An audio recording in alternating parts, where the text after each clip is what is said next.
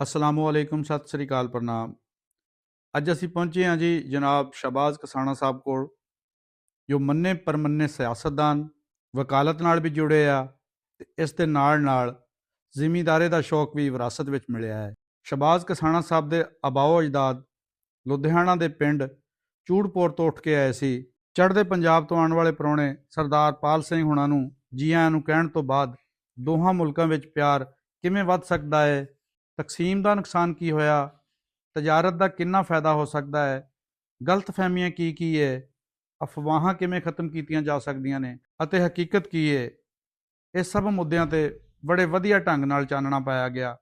Video आखिर तक जरूर देखियो तां जे पढ़ी लिखी अते सांझ वाली सोच सब दे सामने आ सके।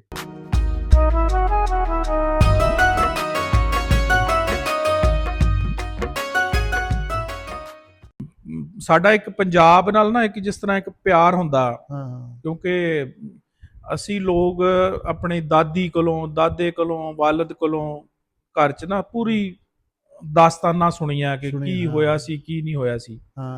ਤੇ ਫਿਰ ਮੇਰੇ ਵਾਲਦ ਸਾਹਿਬ ਨੂੰ ਬੜਾ ਚਾਅ ਸੀ ਆਪਣੇ ਪਿੰਡ ਜਾਣ ਦਾ, ਦੇਖਣੀ ਜਨਮ ਭੂਮੀ। ਹਾਂ, ਤੇ ਉਹ ਸਾਡਾ ਦਾਦਾ ਤੇ ਇੱਥੇ 2-3 ਸਾਲ ਹੀ ਰਿਹਾ।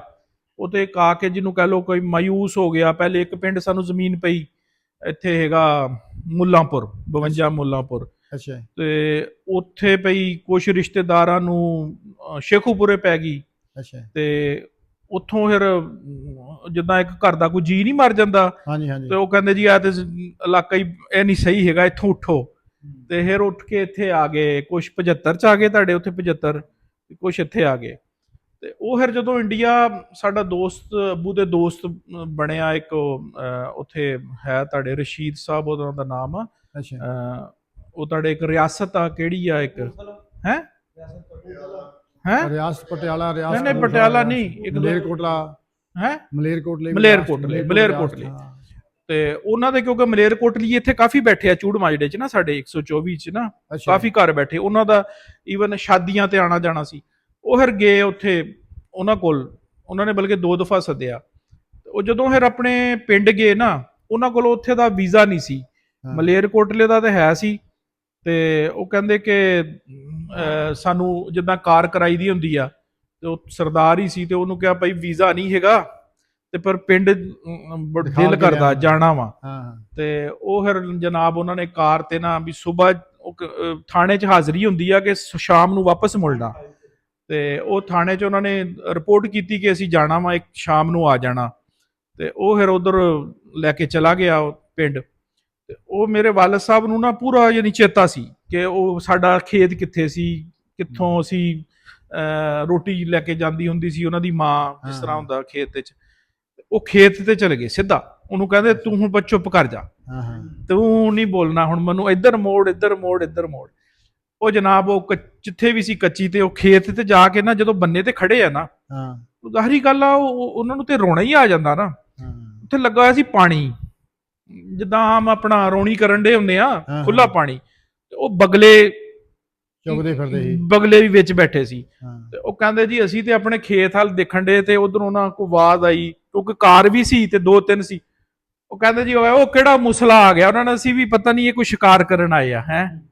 ਤੇ ਉਹ ਜਦੋਂ ਨੇੜੇ ਆਇਆ ਨਾ ਬੰਦਾ, ਜਿਹੜਾ ਵੀ ਪਾਣੀ ਦੂਰੋਂ ਲਾ ਰਿਹਾ ਹੋਣਾ ਜਿੱਥੋਂ ਵੀ, ਤੇ ਉਹ ਨੇੜੇ ਆਇਆ ਤੇ ਉਹਨੇ ਕਿਹਾ ਉੱਚੀ ਜੀ, ਉਹ ਕਿਹੜਾ ਕੋਈ ਆ ਗਿਆ। ਉਹਨਾਂ ਨੇ ਕਿਹਾ ਜੀ ਇਹ ਸਾਡਾ ਖੇਤ ਸੀ, ਤੇ ਇੱਥੇ ਅਸਲੀ ਮਾਲਕ ਆ ਗਿਆ, ਅੱਜ ਅਸਲੀ ਮਾਲਕ ਆਇਆ। ਤੇ ਉਹ ਫਿਰ ਉਹ ਬੜਾ ਉਹਨਾਂ ਨੇ ਉਹਦੀ ਸੇਵਾ ਕੀਤੀ। ਔਰ ਉਹ ਕਹਿੰਦੇ ਹੁਣ ਅਸੀਂ ਸ਼ਾਮ ਨੂੰ ਮੁੜਨਾ ਵੀ ਸੀ ਪਿੰਡ, ਤੇ ਸਾਨੂੰ ਉਹ ਜਾਣ ਹੀ ਨਾ ਦੇਣ। ਉਹ ਇੱਕ ਘਰ ਕਵੇ ਮੇਰੇ ਕੋਲ ਚਾਹ ਪੀਓ, ਇੱਕ ਘਰ ਕਵੇ ਮੇਰੇ ਕੋਲ ਰੋਟੀ ਖਾਓ, ਇੱਕ ਕਿਹੜਾ ਕਵੇ। ਤੇ ਮਸਲਨ ਕਿ ਸਾਨੂੰ ਆਪ ਉਹਦੇ ਤੋਂ ਬਾਅਦ ਯਾਨੀ ਗੱਲਾਂ ਬਾਤਾਂ ਸੁਣਨ ਤੋਂ ਬਾਅਦ ਸਾਨੂੰ ਆਪ ਇੰਨਾ ਪੰਜਾਬ ਦਾ ਇੱਕ ਕਿਸਮ ਦਾ ਤੇ ਹੋਇਆ, ਅਸੀਂ ਵੀ ਕੋਈ ਆਵੇ ਨਾ ਤੇ ਅਸੀਂ ਵੀ ਉਹਨੂੰ ਕਹਿੰਦੇ ਯਾਰ ਸਾਨੂੰ ਕੋਈ ਸੇਵਾ ਦਾ ਮੌਕਾ ਮਿਲੇ। ਤੇ ਯਾਨੀ ਕਿ ਸਾਡਾ ਚੂੜਪੁਰ ਲੁਧਿਆਣਾ, ਹਾਂ ਲੁਧਿਆਣਾ ਵਾ। ਬਲਕਿ ਉਦੋਂ ਤੇ ਜਦੋਂ ਆਏ ਆ ਉੱਜੜ ਕੇ, ਉਦੋਂ ਤੇ ਲੁਧਿਆਣਾ ਐਡਾ ਵੱਡਾ ਨਹੀਂ ਸੀ, ਹੁਣ ਤਾਂ ਬਹੁਤ ਵੱਧ ਗਿਆ। ਹਾਂ, ਸਾਰਿਆਂ ਨਾਲੋਂ ਵੱਡਾ ਸੀਗਾ ਗਿੱਲਾਂ। ਅੱਛਾ ਫੀਲਿੰਗ ਹੁੰਦੀ ਭਾਜੀ। ਨਹੀਂ ਮੈਂ ਤੁਹਾਨੂੰ ਇੱਕ ਗੱਲ ਦੱਸਦਾ, ਹੁਣ ਧਿਆਨ ਨਾਲ ਸੁਣਿਓ। ਤੁਹਾਡੇ ਬਜ਼ੁਰਗ ਉੱਥੇ ਕਾਹਲ ਲੈ ਗਏ, ਕੀ ਕਾਰਨ ਸੀ? ਬਸ ਉਹਨਾਂ ਨੂੰ ਉਹਦਾ- ਖਿੱਚ ਉਹਦੇ ਵਿੱਚ- ਪੈਂਦੀ ਸੀ। ਉਹਦੇ ਵਿੱਚ ਕਾਰਨ ਸੀ, ਕਿਉਂਕਿ ਉਹਨਾਂ ਦਾ ਖੁਦ ਦਾ ਬਰਥ ਉੱਥੇ ਦਾ ਸੀ, ਇੱਥੇ ਦਾ ਜੰਮਣ ਭਾਵੇਂ ਉੱਥੇ ਸੀ। ਹਾਂ ਠੀਕ ਆ, ਜਿਹੜਾ ਘਰ ਉਹ ਦੇਖਣ ਗਏ, ਜਿਹੜੀ ਜ਼ਮੀਨ ਸੀ, ਹੂੰ। ਉੱਥੇ ਤੁਹਾਡਾ ਬਾਬਾ ਖੇਤੀ ਕਰਦਾ ਰਿਹਾ। ਨਾ ਸਾਡਾ ਬਿਲਕੁਲ ਖੇਤੀ ਕਰਦਾ। ਠੀਕ ਆ, ਤੁਹਾਡਾ ਪੜਦਾਦਾ ਉੱਥੇ ਖੇਤੀ ਕਰਦੇ ਸੀ, ਉਹ ਆਪਣੇ ਬਜ਼ੁਰਗ ਘੁੰਮਦੇ ਫਿਰਦੇ ਸੀ। ਹਾਂ। ਸਾਡੀ ਦਾਦੀ ਸੀ ਉੱਥੇ, ਪੜਦਾਦੀ ਸੀ, ਏਦਾਂ ਹੀ ਸਦੀਆਂ ਤੋਂ ਆਪਾਂ ਉੱਥੇ ਰਹਿੰਦੇ ਸੀ। ਏਦਾਂ ਹੀ ਤੁਸੀਂ ਗੱਲ ਸਮਝੇ ਨਾ, ਏਦਾਂ ਹੀ ਉਹਦੀ ਤੇ। ਸਮੈਲ ਆ, ਹਾਂ। ਮੈਨੂੰ ਵੀ ਉਹੀ ਸਮੈਲ ਲੈ ਕੇ ਆਉਂਦੀ ਨਾ। ਮੈਂ ਕਿਹੜਾ ਹਾਂ। ਦੇਖਿਆ, ਮੇਰਾ ਜਨਮ ਤੇ ਮੇਰਾ ਵੈਸੇ ਰੀਜਨਲ 66 ਦਾ ਹਾਂ। ਅਸਲੀ ਜਿਹੜਾ। ਹਾਂ ਠੀਕ ਹੈ ਜੀ, ਮੈਨੂੰ ਵੀ ਉਹ ਖਿੱਚੇ ਪੈਂਦੇ ਸੀ। ਆਪਣੇ ਡੈਡੀ ਤੋਂ ਸੁਣਿਆ ਸੀ, ਮੈਂ 9 ਸਾਲ ਦਾ ਸੀ ਜਦੋਂ ਆਇਆ, ਮੈਂ ਦੂਜੀ ਚ ਪੜ੍ਹਦਾ ਸੀ, ਇਦਾਂ ਆਪਣੀ ਹਾਂ। ਜ਼ਮੀਨ ਸੀ। ਠੀਕ ਹੈ, ਹੁਣ ਜ਼ਮੀਨ ਤਾਂ ਆਪਾਂ ਦੇਖ ਕੇ ਵੀ ਆਏ ਆ, ਉਹ ਖਿੱਚ ਹੁੰਦੀ, ਚੱਲ ਦੇਖੀਏ ਸਹੀ। ਫਿਰ ਇਹਨਾਂ ਨੇ ਮੈਨੂੰ ਫੋਨ ਕਰੀ ਜਾਣਾ, ਕਦੇ ਇਹਨੇ ਸ਼ਾਇਦ ਨੇ ਕਰਨਾ, ਜਦੋਂ ਨੇ ਟੱਕਰੇ ਹੋਏ, ਯਾਰ ਆ ਭਾਜੀ ਤੂੰ ਇੱਕ ਵਾਰੀ, ਹੈ ਨਾ। ਫਿਰ ਡਰੀਦਾ ਸੀ ਕਿਤੇ ਉਹੀ ਗੱਲ ਨਾ ਹੋਵੇ, ਹੈ ਨਾ, ਪਤਾ ਨਹੀਂ ਹੁੰਦਾ। ਪਰ ਉਹ ਸਮਿੱਲੇ ਲੈ ਕੇ ਆਉਂਦੀ। ਹੁਣ ਆ ਗਿਆ, ਹੁਣ ਸ਼ਾਂਤੀ ਆ ਗਈ। ਪਿੱਛੇ ਘਰ ਵੀ ਦੱਸਤਾ, ਮੈਂ ਘੁੰਮ ਫਿਰ ਕੇ ਦੇਖ ਲਿਆ, ਜਿਹੜੇ ਇਹ ਪਾਉਂਦੇ ਹੈਗੇ ਲਿੰਕ, ਉਹ ਵੀ ਭੇਜੀ ਜਾਂਦਾ, ਦੇਖੋ ਤੁਸੀਂ ਨਾ। ਉਹਨਾਂ ਫਿਰ ਕੋਈ ਤਸੱਲੀ ਹੋ ਜਾਂਦੀ ਵੀ ਠੀਕ ਆ, ਸਾਡੇ ਬਜ਼ੁਰਗ ਐਵੇਂ ਨਹੀਂ ਸੀ। ਸਾਡੇ ਬਾਬਾ ਜੀ ਇੱਥੇ ਖੁਸ਼ਹਾਲ ਸੀ, ਵਧੀਆ ਜ਼ਮੀਨ ਸੀ, ਘਰ ਸੀ ਵਧੀਆ।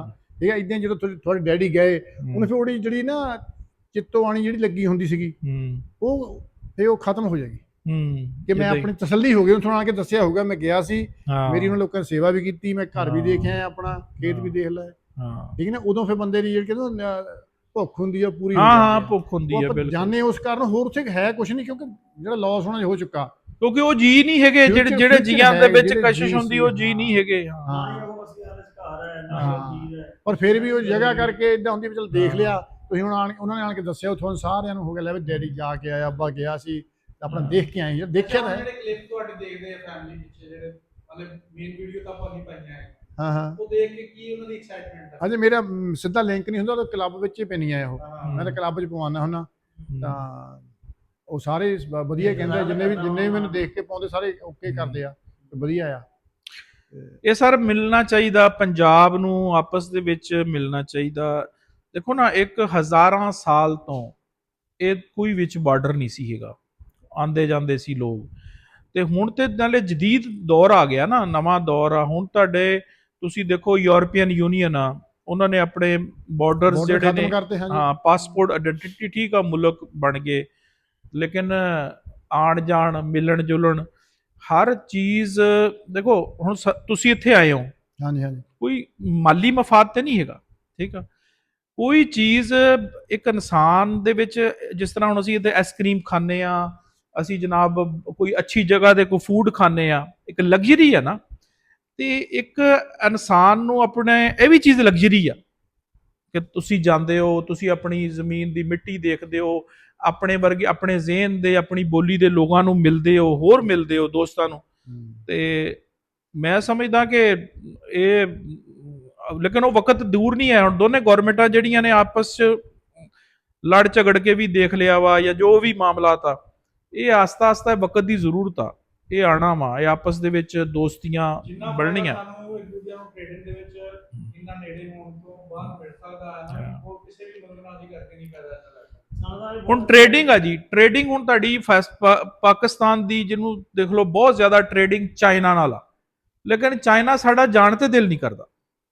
ਜਿਹੜੀ ਵੀ ਕੋਈ ਇੱਥੇ ਟ੍ਰੇਡਰ ਹੋਏਗਾ, ਉਹ ਈਮੇਲ ਕਰੇਗਾ, ਬੈਂਕ 'ਚ ਟੀਟੀ ਲਵਾ ਦੇਗਾ, ਜਾਂ ਕੋਈ ਉਹਦਾ ਮਾਲ ਖਰਾਬ ਆਇਆ ਉੱਥੇ ਜਾ ਕੇ ਆਪ ਚੈੱਕ ਕਰ ਲੇਗਾ, ਜਾਂ ਨਵਾਂ ਸੌਦਾ ਕਰਨਾ। ਲੇਕਿਨ ਇਹ ਇੱਕ ਐਸੀ ਡਿਵਾਈਡ ਚੀਜ਼ ਹੈਗੀ ਆ ਜਿਹਦੇ ਵਿੱਚ ਬੇਲੋਸ ਜਾਣ ਨੂੰ ਦਿਲ ਕਰਦਾ, ਯਾਨੀ ਕਿ ਕੋਈ ਟ੍ਰੇਡਿੰਗ, ਕੋਈ ਸ਼ੈ ਨਹੀਂ ਲੈ ਕੇ ਆਣੀ। ਅਸਲ 'ਚ ਨਾ ਭਾਜੀ, ਜਿੱਥੋਂ ਸਟਾਰਟਿੰਗ ਹੋਈ ਜਾਂ ਮਿਸਟੇਕ ਹੋਈ, ਜਿਹੜੀ ਆਪਣੀ ਸਦੀਆਂ ਤੋਂ ਸਟਾਰਟਿੰਗ ਹੋਈ, ਉਹ ਬਜ਼ੁਰਗਾਂ ਨੇ ਇਕੱਠੇ ਹੋ ਕੇ ਫਾਈਟ ਕੀਤੀ। ਉਹਨਾਂ ਨੇ ਇੱਕ ਦੂਜੇ ਨੂੰ ਸਮਝਿਆ ਕਿ ਜੇ ਅੱਜ ਇਹ ਕਿਸਾਨਾਂ ਕੁੱਟ ਹੋ ਰਿਹਾ ਨਾ, ਕੱਲ ਨੂੰ ਤੁਸੀਂ ਵੀ ਕੁੱਟ ਹੋਣਾ। ਸ਼ਾਹਿਦ ਨੇ ਕਿਹਾ ਵੀ ਮੈਂ ਵੀ ਨਾਲ ਰਲ ਜਾਵਾਂ, ਮੈਂ ਵੀ ਕੱਲ ਨੂੰ ਕੱਲਾ, ਕਿਉਂ ਕੱਲੇ ਨੂੰ ਕੁੱਟਦੇ ਸੀ ਉਹ। ਜ਼ਗੀਰਦਾਰੀਆਂ ਜਿਹੜੀਆਂ ਖੋਹੀਆਂ ਜਾਂਦੀਆਂ, ਜ਼ਮੀਨਾਂ ਖੋਹਦੇ ਸੀ ਜਿਹੜੇ ਜ਼ਗੀਰਦਾਰ ਸੀਗੇ ਜਾਂ ਨਵਾਬ ਸੀਗੇ, ਉਹ ਇਸ ਹਿਸਾਬ ਨਾਲ ਖੋਹਦੇ ਸੀ। ਪਹਿਲਾਂ ਤੁਹਾਨੂੰ ਦਿਖਿਆ ਤਕੜਾ, ਤੁਹਾਡੇ ਕੋਲ ਪੈਸੇ, ਤੁਹਾਨੂੰ ਖੋਹ ਲਿਆ, ਡਰਾ ਲਿਆ, ਫਿਰ ਇਹਨੂੰ ਆ ਜਾਣਾ, ਫਿਰ ਇਹਨੂੰ ਆ ਜਾਣਾ। ਫਿਰ ਆਪਣੇ ਬਜ਼ੁਰਗਾਂ ਨੇ ਸੋਚਿਆ ਵੀ ਆਪਾਂ ਕਿਉਂ ਨਾ ਇਕੱਠੇ ਹੋ ਜਾਈਏ, ਇਕੱਠੇ ਹੋ ਕੇ ਆਪਾਂ ਫਾਈਟ ਬੈਕ ਕਰੀਏ। ਜਿੱਦਣ ਉਹ ਇਕੱਠੇ ਹੋ ਕੇ ਫਾਈਟ ਬੈਕ ਕੀਤੀ, ਉਹ ਫਿਰ ਕਾਮਯਾਬ ਹੋ ਗਏ, ਉਹਨਾਂ ਨੂੰ ਪਤਾ ਲੱਗ ਗਿਆ। ਇਹ ਸਾਰਾ ਤੇ ਹੁਣ ਹਿਸਟਰੀ ਅਸੀਂ ਵੀ ਥੋੜੀ ਬਹੁਤ ਪੜ੍ਹੀ ਆ, ਇਹ ਕੁਛ ਉਹ ਪੜ੍ਹੀ ਆ ਜਿਹੜੀ ਅਸੀਂ ਕਿਤਾਬਾਂ 'ਚ ਪੜ੍ਹੀ ਆ, ਕੁਛ ਉਹਦੇ ਬਾਅਦ ਕੋਈ ਬਾਅਦ 'ਚ ਪੜ੍ਹੀ ਆ। ਬੇਸਿਕਲੀ ਪੰਜਾਬ ਨੇ ਡਿਵਾਈਡ ਦਾ ਸਾਰਿਆਂ ਨੂੰ ਨੁਕਸਾਨ ਪੰਜਾਬ ਨੂੰ ਹੋਇਆ। ਹੁਣ ਦੇਖੋ, ਅਸੀਂ ਇੱਥੇ ਵਸਦੇ ਹਾਂ, ਤੁਸੀਂ ਇੰਡੀਆ 'ਚ ਵਸਦੇ ਹੋ ਜਾਂ ਜਿੱਥੇ ਹੋ, ਤੁਹਾਨੂੰ ਕੋਈ ਬੰਦਾ ਕਵੇ ਵੀ ਇਹ 4 ਦਿਨ ਨਾ 10 ਦਿਨ ਨਾ ਇੱਥੋਂ ਨਿਕਲਣਾ ਵਾ, ਹੁਣ ਮੈਨੂੰ ਦੱਸੋ ਕਿ ਇਹ ਕੋਈ ਸੌਖਾ ਕੰਮ ਆ? ਖੜੇ ਖੜੇ ਤੁਸੀਂ ਇੱਥੇ ਵੈਸੇ ਕੋਈ ਲੜਾਈ ਝਗੜਾ ਹੋਵੇ, ਬੰਦੇ ਇੱਜ਼ਤ ਦੀ ਖਾਤਰ ਵਾਧਾ ਘਾਟਾ ਹੋ ਜਾਂਦਾ। ਇੱਕ ਜਗ੍ਹਾ ਤੋਂ ਦੇਖੋ ਨਾ, ਹੁਣ ਇੱਕ ਸਦੀਆਂ ਦੇ ਬੰਦੇ ਰਹਿੰਦੇ, ਉਹਨਾਂ ਨੇ ਕਿਹਾ ਜੀ ਹੁਣ ਇੱਥੇ ਨਹੀਂ ਰਹਿ ਸਕਦੇ, ਤੁਹਾਡਾ ਉਹ ਬਣ ਗਿਆ, ਤੁਸੀਂ ਉਧਰ ਜਾਣਾ।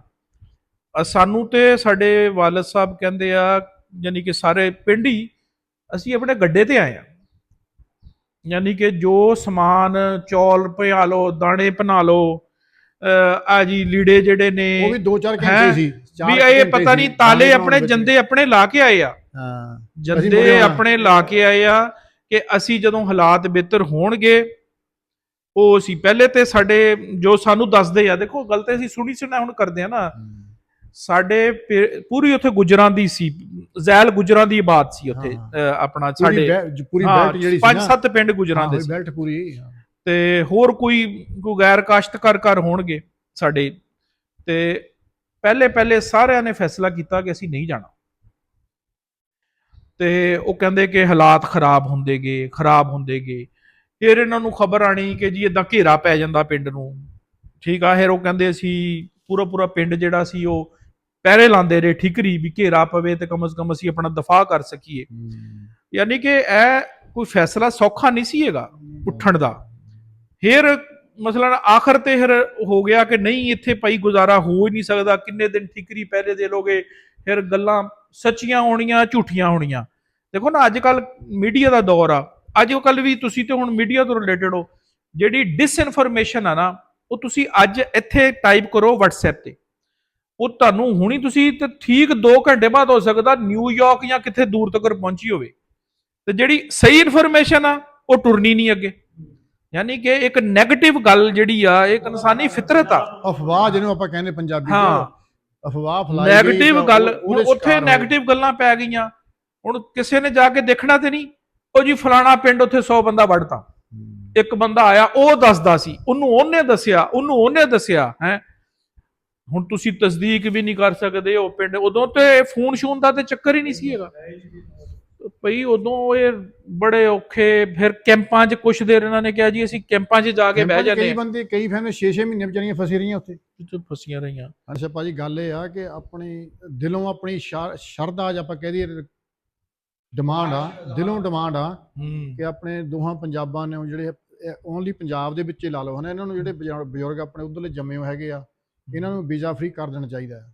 ਕਿਉਂਕਿ 24 ਘੰਟੇ ਦਾ ਜਾਂ 48 ਘੰਟੇ ਦਾ ਜਾਂ ਔਨ ਅਰਾਈਵਲ ਵੀਜ਼ਾ ਕਰ ਦੇਣ ਹਨਾ, ਤਾਂ ਕਿ ਬਜ਼ੁਰਗ ਆਪਣੇ ਪਿੰਡ ਜਾ ਕੇ ਦੇਖ ਸਕਣ, ਆਪਣੀ ਮਿੱਟੀ ਨਾਲ ਮੁੜ ਕੇ ਫਿਰ ਜਾਣ। ਬਿਲਕੁਲ ਸਰ, ਮੈਂ ਤੇ ਦੇਖੋ ਅਸੀਂ ਤੇ ਕਿਉਂਕਿ ਹੁਣ ਕਾਫੀ ਗਰਾਊਂਡ ਤੇ ਲੋਕਾਂ ਨਾਲ ਮਿਲੀ ਦਾ, ਟੱਚ ਹੋਈ ਦਾ, ਇਹ ਸਾਡੀ ਪੰਜਾਬ ਦੀ, ਔਰ ਮੈਂ ਕਹਿੰਦਾ ਹਰ ਇੱਕ ਐਜ਼ ਏ ਇਨਸਾਨ ਵੀ ਸਾਡੀ ਖੁਆਇਸ਼ ਹੈਗੀ ਆ ਕਿ ਬਜ਼ੁਰਗਾਂ ਨੂੰ ਤੇ ਇਹਨਾਂ ਨੂੰ ਬਿਲਕੁਲ ਔਨ ਸਪੌਟ ਐਂਟਰੀ ਦੇਣੀ ਚਾਹੀਦੀ ਆ।